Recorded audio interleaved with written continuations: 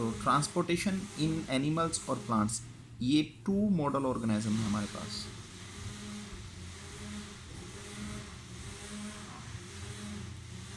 जिन organisms में हम ये चेक करेंगे कि बेसिकली तौर पर जो मटेरियल है वो ट्रांसपोर्ट कैसे होता है, मटेरियल इसकी जो ट्रांसपोर्टेशन है वो कैसे होती है। सबसे पहले तो आपको ये पता होना चाहिए what is transportation. Movement of material, movement of material from one part to an other part is called transportation.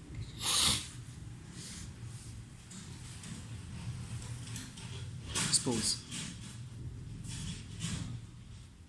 हम डिफरेंट या डेली बेस पे डिफरेंट फूड्स लेते हैं, मुख्तलिफ तरह के हमारे पास खुराक है।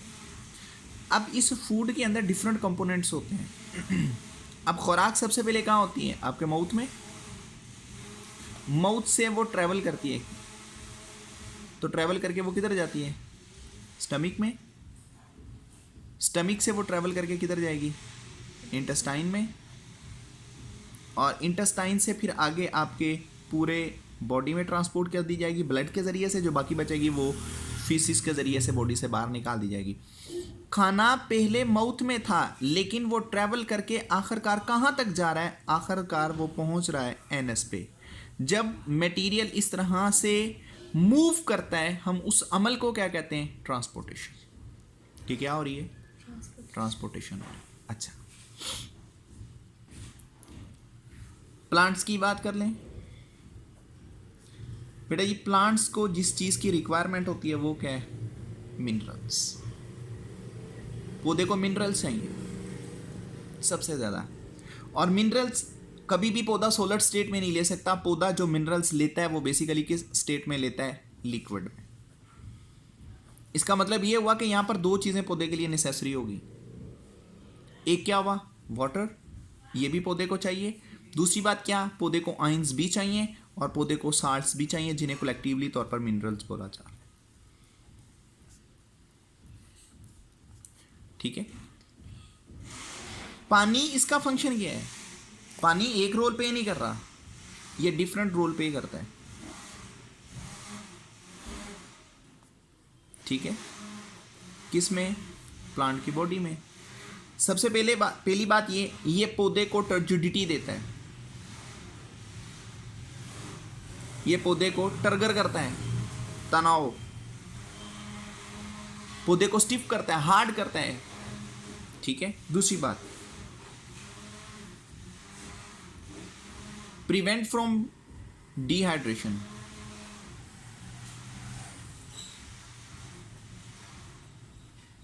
ये पौधे को डिहाइड्रेशन से बचाता है कि कहीं उसके बॉडी का पानी जो है वो लूज ना हो जाए। तीसरी चीज, मेंटेन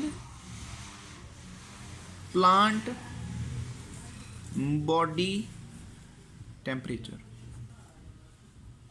ये क्या करते हैं, प्लांट के जिस्म का जो टेम्परेचर है उसको मेंटेन करते हैं। किस तरह से, जब बेसिकली तौर पर प्लांट के जिस्म के अंदर पानी एक्सेस मिकदार में होता है, तो वो जो एक्सेस वाटर होता है ना, इस वाटर को ट्रांसपायर किया जाता है, जिसे ट्रांसपायरेशन कहते हैं। जब इसको ट्रांसपायर किया जाता है तो पानी जो सा होता है वो इवेपोरेट बन के उड़ जाता है। यहाँ पर इवेपोरेशन होती है वाटर की।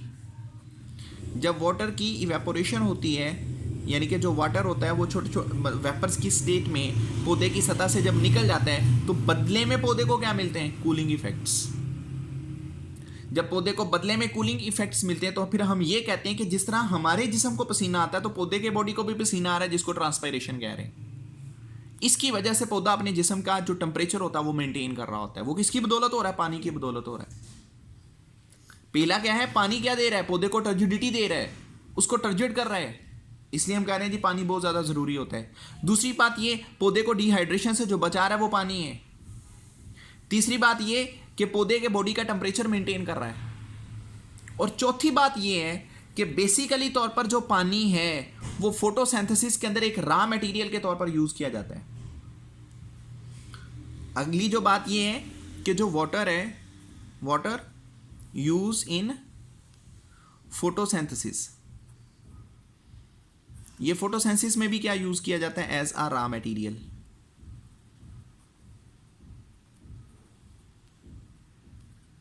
ठीक है, कैसे? कार्बन डाइऑक्साइड गैस रिएक्ट करेगी किसके साथ? वाटर के साथ, तो बदले में जो चीज़ बनेगी वो क्या होगी? ग्लूकोज, और साथ में जो रिलीज होगा वो एक्स्ट्रा कंपाउंड क्या होगा? ऑक्सीजन का। तो ये एक रॉ मटेरियल है जो बेसिकली तौर पर फोटोसिंथेसिस में भी यूज किया जा रहा है। तो बात कहने की ये जो पानी होता है ये क्या है? पानी को ट्रांसपोर्ट किया जा रहा है कहाँ से? सॉइल से, सॉइल पार्टिकल से पानी को निकाला जा रहा है। यहां से पानी को निकालकर लीफ में भेजा जाता है। लीव्स के अंदर जितना भी वर्क होता है, जो भी फंक्शंस होते हैं, उन फंक्शंस को क्या किया जा रहा है? परफॉर्म।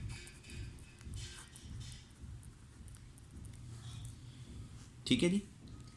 अब फिर क्या हुआ? इसका मतलब है सोइल से, सोइल पार्टिकल से पानी को निकालकर जब लीफ में लाया गया तो क्या हुई? ट्रांसपोर्टेशन। क्या हुई? ट्रांसपोर्टेशन होगी। मिनरल्स, इनका काम क्या है? मिनरल्स एक अपना रोल प्ले करते हैं। जो प्लांट है उसकी जो नॉर्मल प्लांट की ग्रोथ की बात कर लें, ठीक है, इसके बाद प्लांट के अंदर होने वाले केमिकल रिएक्शंस की बात कर लें, इन सभी चीजों के लिए जिस चीज की रिक्वायरमेंट होती है वो क्या है? मिनरल्स। यहां तक बात समझ लें। ये तो आपका एक बेसिक कंसेप्ट था ट्रांसपोर्टेशन इन दी प्लांट्स में, कि जो मटेरियल है उसमें आपने जिक्र किया कि पौधे को जिस चीज की रिक्वायरमेंट होती है वो मिनरल्स, लेकिन जो मिनरल्स होते हैं वो हमेशा लिक्विड स्टेट में, यानी कि डिसॉल्व फॉर्म में पौधा लेके आ सकता है। सॉलिड कभी भी पौधा अंदर नहीं लेके आता। जैसे कि खाद्य हैं, किसान फर्टिलाइजर्स देने के बाद पौधों को साथ ही पानी लगा देते हैं। क्वेश्चन ये है वो साथ ही पानी क्यों लगाते हैं? वो इस मकसद के लिए पानी लगाते हैं क्योंकि वो जो पानी होता है वो फर्टिलाइजर्स के जितने भी मॉलिक्यूल्स होते हैं उनको अपने अंदर क्या कर लेता है? डिसॉल्व कर लेता है। ठीक हो गया। अब जो नेक्स्ट उन्होंने मेंशन किया है वो चीज क्या है?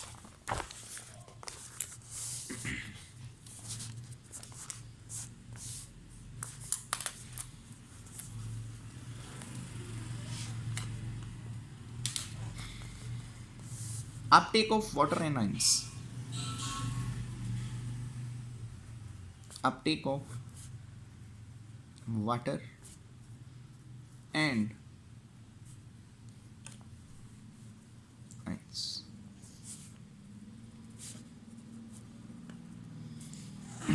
क्वेश्चन ये है कि जो प्लांट है वो बेसिकली तौर पर पानी को और आयंस को ऊपर कैसे खींचता है।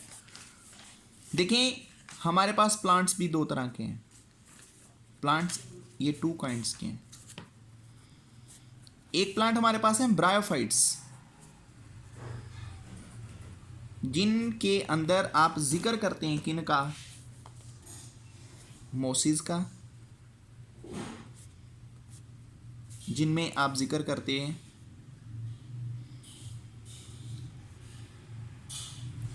पॉलीट्राइकम, इनका। ये ट्रूली लीफ, ट्रूली प्लांट्स नहीं होते, प्योर पौधे नहीं है, पौधों की तरह के हैं। क्योंकि एक नॉर्मल प्लांट क्या करता है? फोटोसिंथेसिस, ये भी करते हैं। एक नॉर्मल पौधे के अंदर पत्ते मौजूद होते हैं, इनके अंदर पत्ते की तरह शक्लें होती हैं, पत्ता नहीं होता। जड़ की तरह की, तने की तरह की शक्लें हैं, लेकिन वो प्योरली ना जड़ होती है ना तने होते हैं। अच्छा, दूसरे पौधे कौन से हैं? दूसरों को नाम दिया जाता है ट्रैक्यूफाइट्स, जो ट्रू प्लांट्स होते हैं। ट्रैक्यूफाइट्स, ये जो ट्रैक्यूफाइट्स प्लांट्स होते हैं ना, ये क्या होते हैं? वास्कुलर। ये वास्कुलर प्लांट्स होते हैं, जिन प्लांट्स में बेसिकली तौर पर जाइलम और फ्लोएम के बंडल्स होते हैं।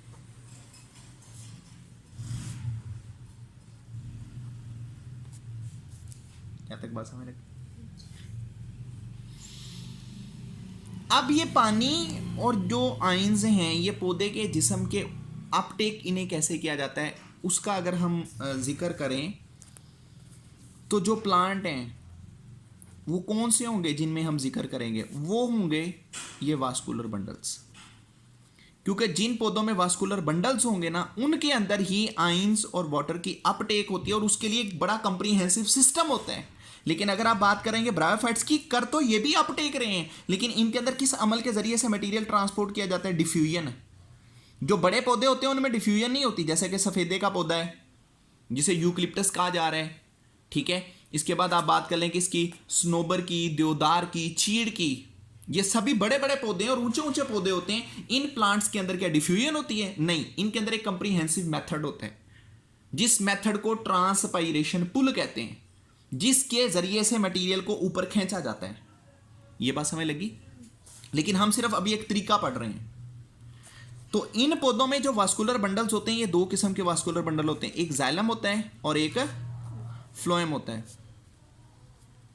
अब दोनों का अलग अलग काम है। जाइलम का काम क्या है? जाइलम वाटर की ट्रांसपोर्टेशन करता है,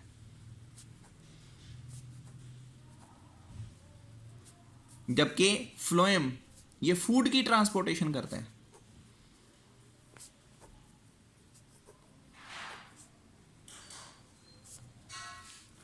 ठीक है, ये दोनों बंडल्स इनमें मौजूद होते हैं। अब हम तो बात कर रहे हैं किसकी? जाइलम की, क्योंकि जाइलम के जरिए से ही क्या होना है, पानी, और पानी के अंदर क्या होने हैं, मिनरल्स। इनको अपटेक किया जाता है। तो ये चीजें जो नीचे से ऊपर अपटेक हो रही हैं, ये किसके रस्ते हो रही हैं? रूट्स के जरिए से।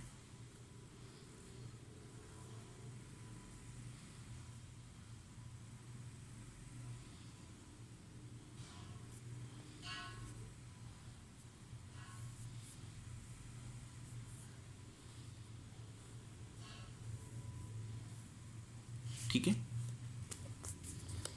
ये क्या है? प्लांट की रूट है। इस जगह पे जो चीजें मौजूद हैं वो क्या है? Soil particles.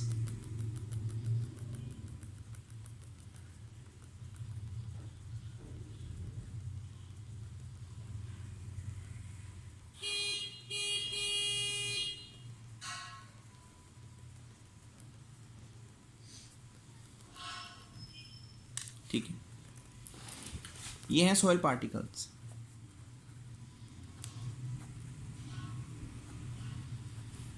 In soil particles के अंदर जो चीज़ें मौजूद होती हैं वो क्या हैं? वो पानी भी है, और यहीं पर क्या होंगे? मिनरल्स। ये क्या है? Root hairs. सबसे पहले पार्टिकल्स किस में आते हैं? रूट हेयर्स में। रूट हेयर से फिर जो पार्टिकल्स होते हैं वो आगे मेन स्टेम के, मतलब कि जो मेन ट्रंक होती है उसके अंदर चले जाते हैं। यानी कि रूट हेयर से मटेरियल होता हुआ कहां तक चला जाएगा? जाइलम के बंडल्स में। ये दरमियान में कौन से बंडल्स होते हैं?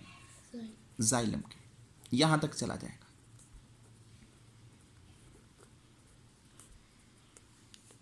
अब ये जाइलम के बंडल्स तक जाएगा कैसे?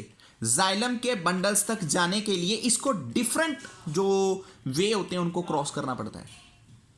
एक रास्ता क्रॉस करके नहीं जाते।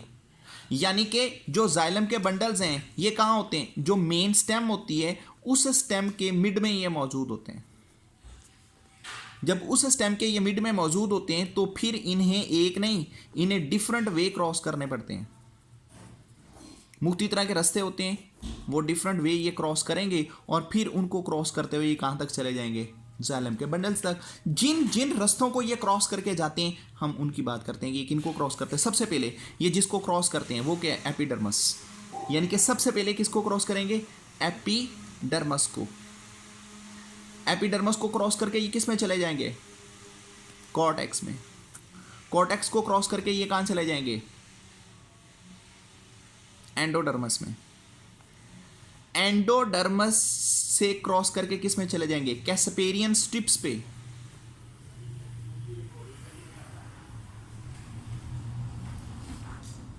कैस्पेरियन स्ट्रिप्स को ये क्रॉस करेंगे फिर कहां चले जाएंगे?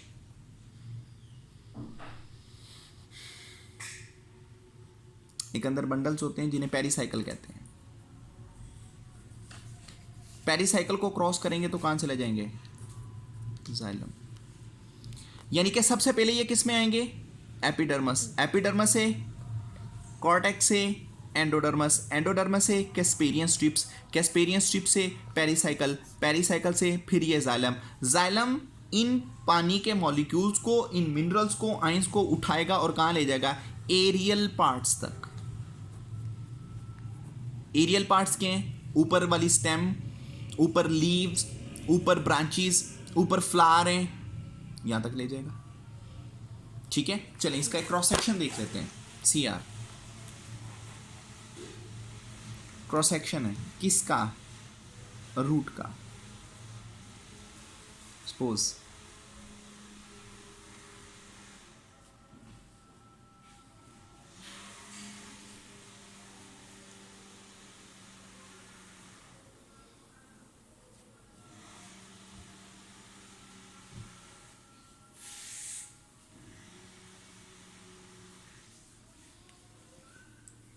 ये रूट के अंदर जाइलम का बंडल है,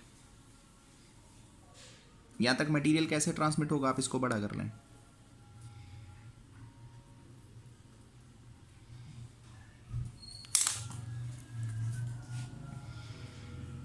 ये अंदर की जानब एक स्ट्रक्चर होती है, इसको पिथ कहते हैं। इस पिथ के साथ साथ जो बंडल्स होते हैं उन्हें जाइलम के बंडल्स कहा जाता है। इसके साथ जो मौजूद होते हैं वो फ्लोएम के बंडल्स होते हैं।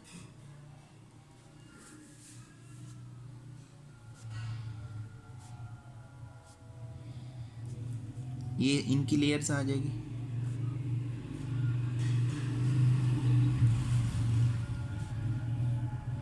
ठीक, इसके बाद एक सेकंड लेयर आएगी।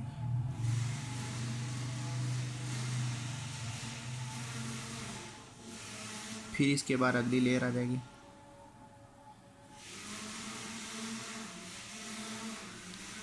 इस लेयर के साथ साथ एक दूसरी लेयर होगी, वो बिल्कुल इसके साथ होगी।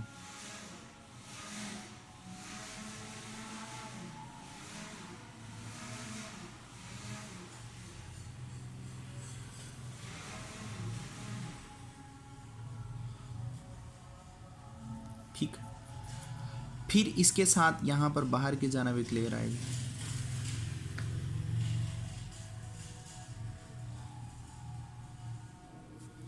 फिर यहां पर एक काफी चौड़ा एरिया आएगा, ब्रॉड एरिया।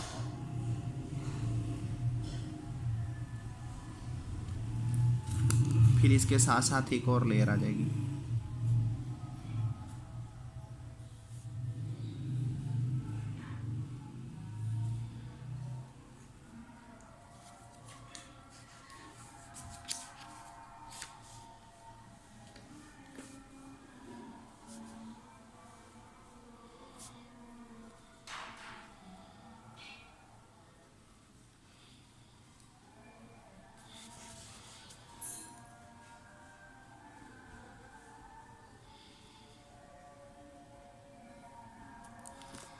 तो ये बेसिकली क्या है, रूट हेयर्स।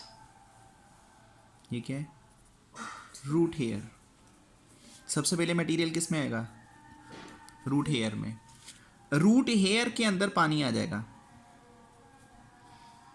तो जब रूट हेयर के अंदर जो वाटर के मॉलिक्यूल्स आएंगे, यानी कि यहाँ पर वाटर प्लस इसके अंदर जो मिनरल होगा, वो जब इसको क्रॉस करके अंदर आएगा, तो असल में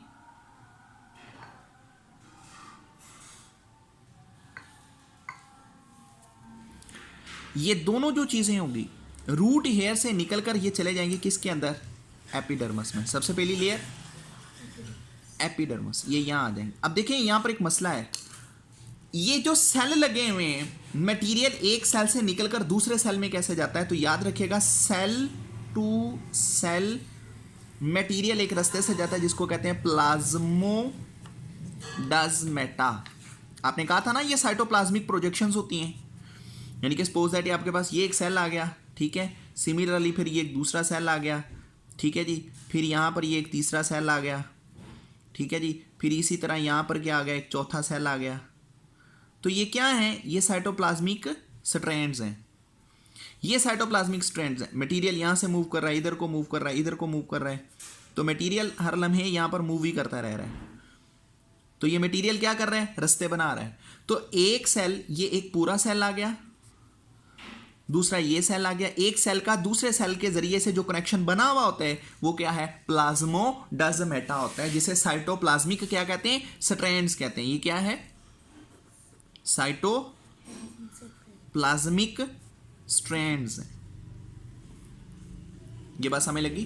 अच्छा, दूसरी बात ये, जब जो मटेरियल होता है वो सेल के अंदर से मूव करता है ना, तो वो 3 रास्ते बनाता है।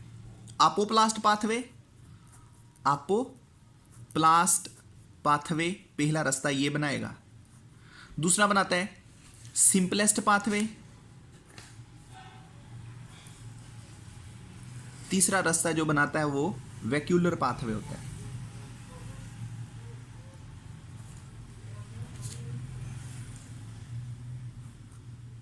ठीक है, ये 3 रास्ते होते हैं। तो मटेरियल सबसे पहले किस में आ गया, एपिडर्मस में। एपिडर्मस से निकलकर फिर किस में चला जाएगा, कॉर्टेक्स। यानी कि यहां से निकला तो यहां आ गया, यहां से निकलकर आगे चला जाएगा। कॉर्टेक्स से निकलेगा तो किस में चला जाएगा, एंडोडर्मस। एंडोडर्मस, इसके साथ कौन सी स्ट्रक्चर्स मौजूद हैं, ये वाली, इन्हें कहा जाता है कैस्पेरियन स्ट्रिप्स।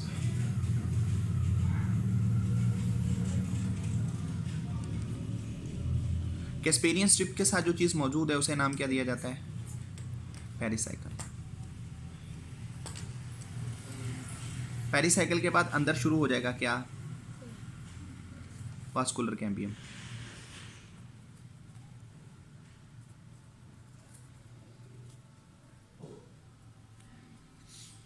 फिर ये बंडल्स किसके होंगे, फ्लोएम के। बाहर वाली साइड पर फ्लोएम, अंदर वाली साइड पर जाइलम। और उसके अंदर जो बड़ी सारी स्ट्रक्चर होगी इसे क्या कहते हैं, पिथ। इसे पिथ भी कहते हैं और रॉड भी कहते हैं। ठीक हो गया। तो मटेरियल ये रास्ते बना के इन इलाकों को क्रॉस करके अंदर चला जाएगा। तो यहां से ये क्रॉस करता हुआ कहां तक चला जाएगा, जाइलम के बंडल्स तक, जिससे वो फिर ट्रैवल करके ऊपर चले जाए। यहां तक बात समझ लगी।